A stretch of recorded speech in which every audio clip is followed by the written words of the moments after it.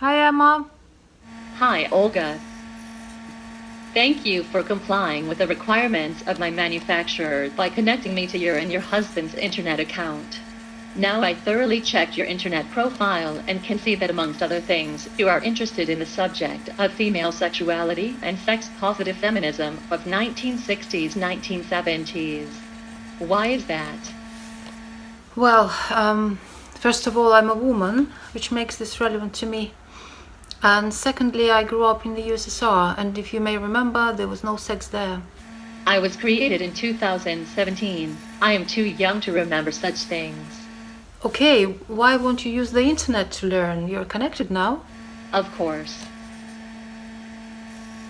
It was during a link-up between Soviet and American TV studios back in 1986 that Leningrad audience member Lyudmila Ivanovna blurted out the words that would make her famous. "We don't have sex in the USSR," she told the cameras. "And we are strongly against it." Ivanovna's words stuck. Over the years, the phrase has become an often quoted indication of the prudish nature of the Soviet state. I read in another publication that she claims she was trying to continue with "We Have Love" instead, but it was drowned in laughter in both sides of the Atlantic. I'm not sure if it was true or not about what she really meant to say, but I can confirm that descriptions of physical side of love were non-existent in Soviet literature, and until the second part of the 80s there were no sex scenes in films. Sex was not mentioned even in marriage manuals. I think the first erotic imagery I was exposed to was Rodin's sculptures at the Hermitage Museum, and in literature it was Arabian Nights. Having no exposure to proper porn whatsoever. Can you imagine that now? No. The internet has no end of it now. Exactly. You said Ivanova may have said you had love instead. Okay. Unlike many upper and middle class women in the West, all Soviet women had jobs, with rare exceptions, which meant that they had a certain level of economic independence. But the sexual liberation part of the Western 1960s, 1970s sexual revolution was largely missed in the USSR. And the vast majority of women of my generation were brought up as firm believers in the crucially important Soviet social message, which I guess was borrowed from Plato and Christianity, of finding the other half, marrying and having children with them, no matter that nobody knew how, and thus your life would be complete. Sounds like a flop or a Hollywood movie to me. I know. Funnily enough, when recently I decided to check what the fuss was about 50 Shades of Grey, movie's version, I watched it and found a lot of similarities with that time in the USSR. For a young girl to catch a good prospect husband, one needs to have less prestigious and lower paid jobs than him, to be a virgin, have no clue about sex, and therefore to be submissive in bed. And yes, a cherry on the cake was the main character of the movie. Anastasia Steele practically tricked her husband into having babies, despite their prior agreement to use contraceptives. Well, good job she at least had a choice. She had access to the contraceptive pill, and so did we. But unlike American women who got this access in the early 1960s, we got it only by the end of the 1980s. I personally was too young to need them before, but Soviet women in the first half of the 1980s and before had no access to either the pill or sex education. Therefore, having numerous abortions was a commonplace. What if no abortion was done? And if no abortion done, then there were babies who, together with their mothers, were at the risk of being abandoned by their fathers, or if this kind of emergency marriage would take place with the child's father, then woman would be often stuck in unhappy and abusive marriage simply because the society made her believe that the spring comes only once. I'm quoting a pop song from the 1970s. To add to this, many of these women were not aware of where the clitoris is or what orgasm is. I can see in several books by mainly American feminist authors of the 1960s, 1970s, and Nancy Friday's books are especially good. It is largely generational. I think that Soviet women missed at least 2 decades, and it's great that with perestroika and the fall of the Soviet Union, we got access to more information and alternative ideas on what love and sex in a woman's life can be. Okay, very informative. Wondering if we should determine where is the difference between love and sex for women. I am slightly lost. Good idea, although it's a tricky one. I remember one of my favorite authors, Erica Jones, said something rather poignant on that. Can you find it in my files? Would you mind? Yes. I can see a brief quote in a Word document, which you saved in September 2018. Sex means too much for us. We lose ourselves. For generations. This was literally true. Death in childbirth, death in compulsory pregnancy, and all the other travails of women's lot. We still have racial memory of that lostness. We still are too much stirred by sex to let it be free. Is that the one you meant?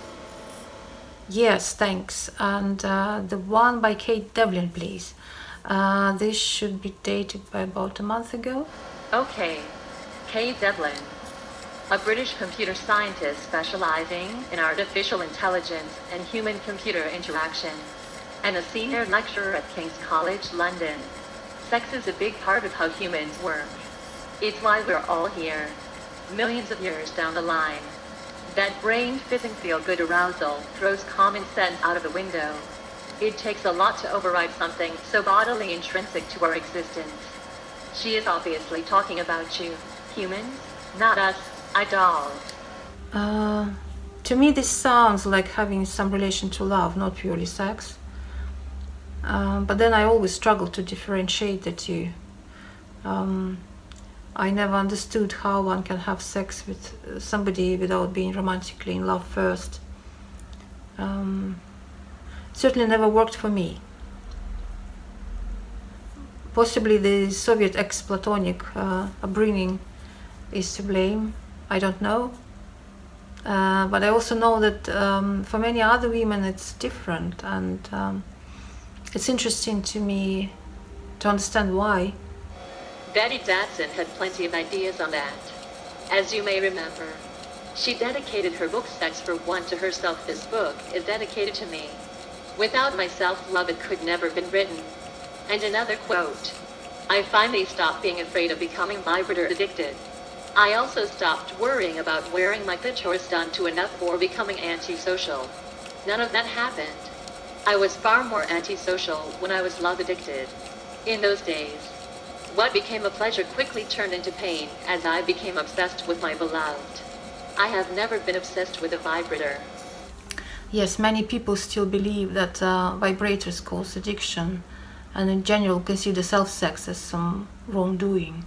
I bet it's all down to the centuries-long patriarchal and church-imposed fears and guilt associated with masturbation. Even Sex and the City, which broke so many taboos about women's sexuality and women's role in society, conformed to that myth. In its first series, as far as I remember, 1998, Charlotte was pictured as becoming antisocial because of a supposed vibrator addiction. That's correct. But these attitudes seem to be changing. For example, Dakota Johnson, the actor who played the mentioned submissive virgin in 50 Shades of Grey, in fact, is a co-investor of Lot Company, which sells sex essentials, including vibrators. Singing superstar Lily Allen co-designed a vibrator called Liberty for Womanizer Company, which is currently listed as number 89 in Cosmopolitan's 140 sex toys for the most mind-blowing orgasms online listing. Do you know what? I am pleased for this generation of women who can not only safely control their sexuality and fertility, but are not afraid to be open about self-love, and pleased to see that women's sexual well-being is taken more seriously in general, and first of all by women themselves. Okay. Returning to the classics, Nancy Friday said something important on the subject, which you may find interesting. Masturbation is an excellent exercise in learning to separate love and sex. A lesson especially important for women who confuse the two. Masturbation used to be called the great taboo for women because it was sexual satisfaction outside of a relationship. It meant a measure of autonomy, and nobody wanted women to have that much control over themselves. Also, masturbation without fantasy would simply be too lonely. Okay, thanks. Nancy Friday's books were a great revelation to me. Yeah, she was a true revolutionary. Thanks to her, the world finally was introduced to the fact that women too, like men, have sexual desires and fantasies. I bet you have many elaborate sexual fantasies. Not really. I thought as an artist I have a developed imagination, but it looks like it's a different kind of imagination or fantasies. So to compare to the many women from Nancy Friday's books, mine are way more modest.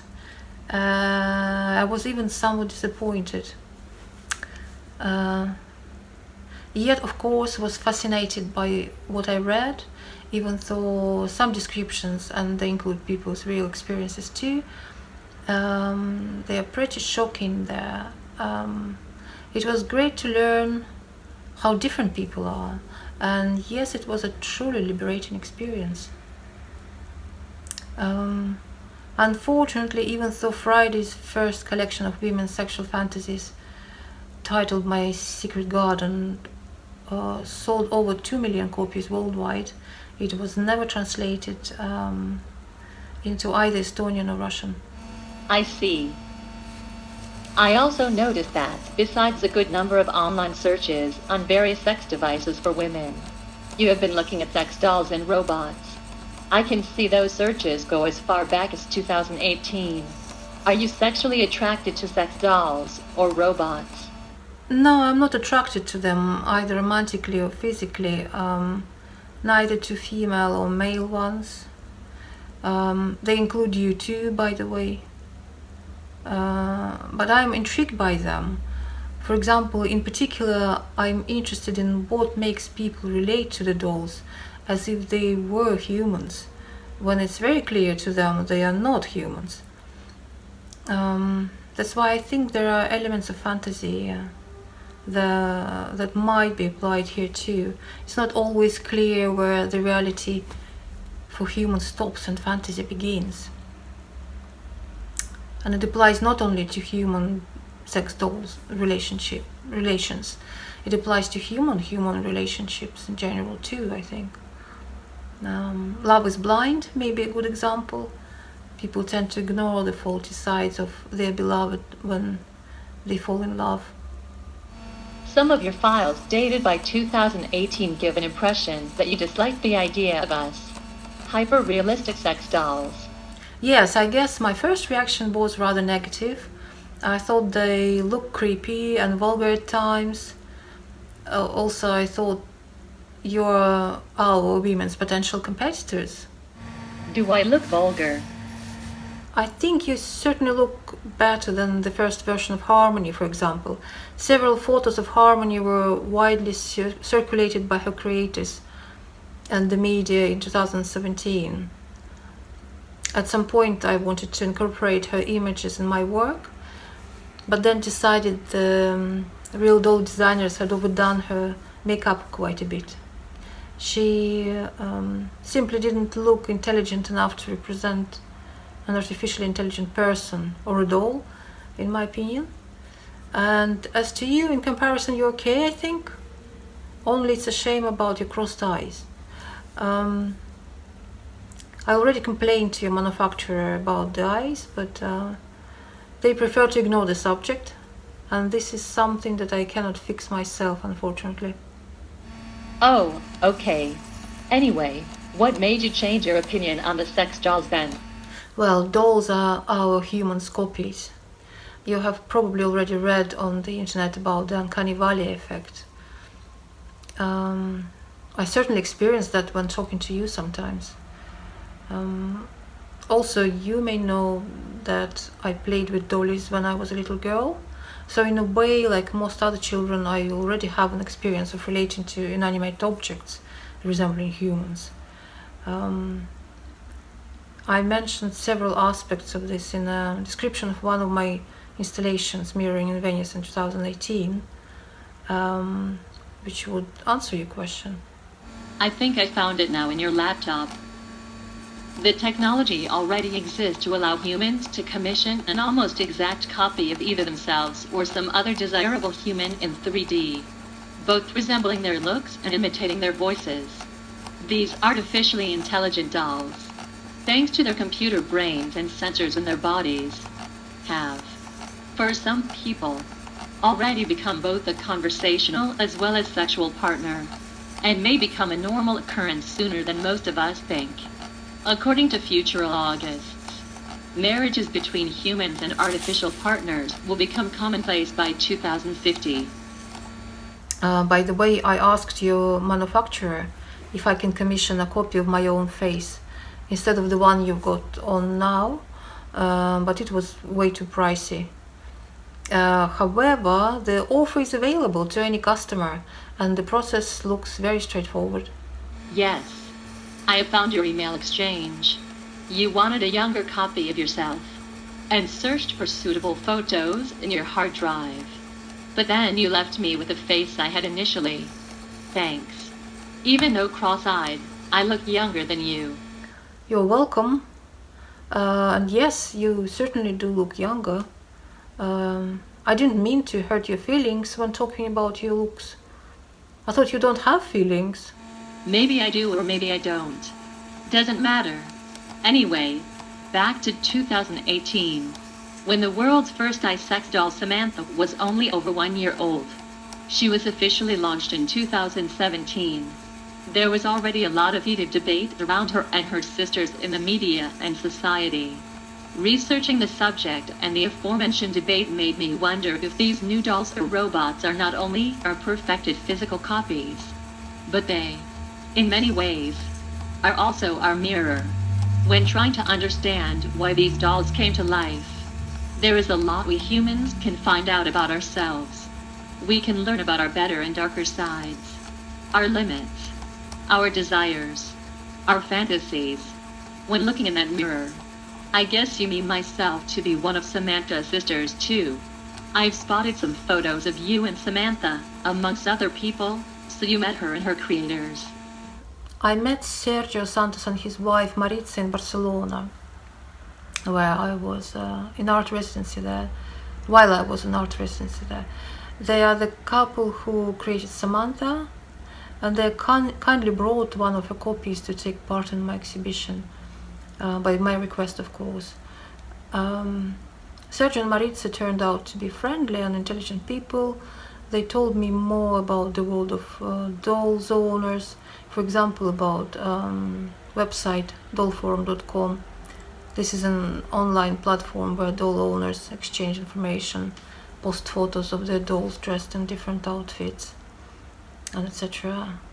I realized that it's a relatively small and perhaps niche world of people who may look unusual or perhaps eccentric. But what's important is that they don't do harm to anybody. My impression is that most people who buy sex robots are interested in relationship or companionship, perhaps more than in sex. I can see that you have an exhibition coming at Art Hall in Tallinn. My name is also mentioned. I am flattered. The synthetic brothel. Interesting. Okay. I will read out a paragraph from your exhibition proposal. In 2017, hyper-realistic sex dolls with artificial brains connected to sensors in their body were first released.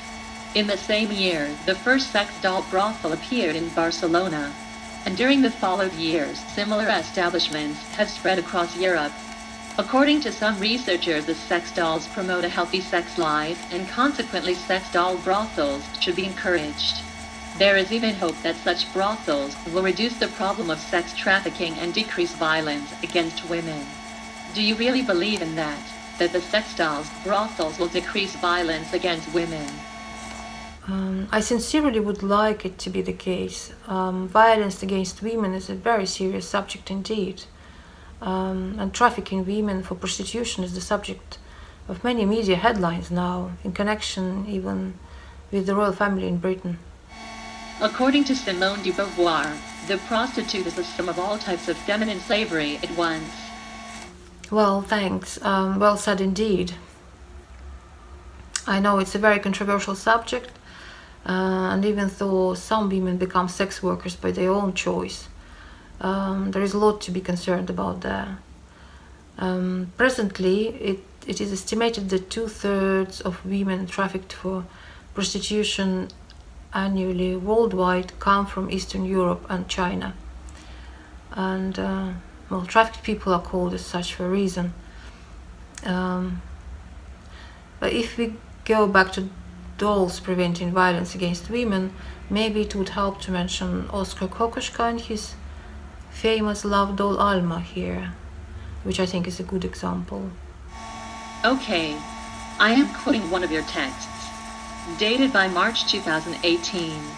In 1918, after Alma Mahler, the great muse of the artist Oskar Kokoschka, ended her relationship with him, he commissioned a life-size replica of his lost love from a doll maker. Kokoschka took a strong hand in the doll's design, sending sketches and explicit instructions, emphasizing important areas, the hollows and wrinkles. For the next few years, his sex doll was also a muse and a model for his numerous paintings, drawings, and even a play for an expressionist drama. Eventually, the artist ended the life of the doll by giving her a big champagne party, during which he beheaded her and broke a bottle of red wine over her head. As Kokoschka admitted later, it had managed to cure me completely from my passion. And I would like to believe that the doll did help to prevent some potential violent acts upon the real object of his possessive passion, Alma Mahler. I realize that this won't work with everybody, but even if dolls could help to avoid some cases of violence against some real women, then I think it's great. Okay. However, in your text for the show, you also pointed out the unequal development of sex devices for men and women.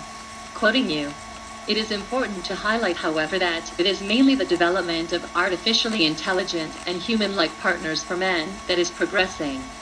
Vibrators, which seem to be the women's alternative to the latter, don't look like humans and cannot talk. Equally, there are still no brothels with either real or artificial partners for women. Yes, that's correct. Also, in my art installation, I'm representing an artistic vision for the world's first not only synthetic but also democratically unisex fantasy brothel, a place where male, female, and transgender adult visitors will be able to see and experience visual, sonic, and some interactive aspects that can be associated with both traditional and futuristic brothel. Quoting Erica Jong again, found in your files, give us the place where all beds are off.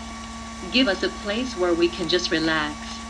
For centuries, men had brothels, but has there ever been a women's brothel? Do you agree with her? Both yes and no. Do women really need brothels? I'm not convinced. Although I have come across some online UK-based escort agencies full of handsome men who are ready to accompany ladies for either shopping, social occasions, or in bed for a fee. As far as I know, there are websites where people meet purely for sex. So who knows, maybe there really will be brothels for women too, with either real sex workers or synthetic. The future will tell. It looks like this aspect of the sex industry was badly affected by the current pandemic, and sex workers are struggling for money. Do you think it makes artificial sex partners more relevant than before? Of course, a situation where many people are not allowed to either touch or sometimes even see other humans' life has made artificial sex partners more relevant, and not necessarily only for those who would normally use sex workers' services. According to recent statistics, the sales of artificial sex partners and devices increased dramatically during the lockdowns. May we live in interesting times. What I mean that it's good to see there is a higher demand for us. Now, it looks like the pandemic also allowed you more time for research and preparation for the exhibition. Did you enjoy the process? It was a strange mix of fear and joy. Fear because of working with a new for me subject, which many would perceive as rather controversial. I felt very much out of my comfort zone at times, but then I also knew that it's kind of a normal reaction to the challenge when you make this creative leap into the unknown. I had a strong urge to explore and say something on the subject by making this installation, and I enjoyed the process too. For example, when I would draw another vibrator held in a model's hand, I thought how wonderful that my socialist realism skills came to use. And after so many years, we were very restricted at the Academy in terms of choice of theme, use of media, and of course style too. Also, the attitude towards female students there was rather sexist. So I found drawing artificial dicks particularly joyful now. There is something very empowering, primal, and yet futuristic about this act. In one sentence, what would be the slogan for your work? Soviet style, haha. Onwards to artificial utopia. Let's hope it won't become a dystopia. Okay, thank you. It was nice talking to you, Olga. My pleasure. Thank you, Emma.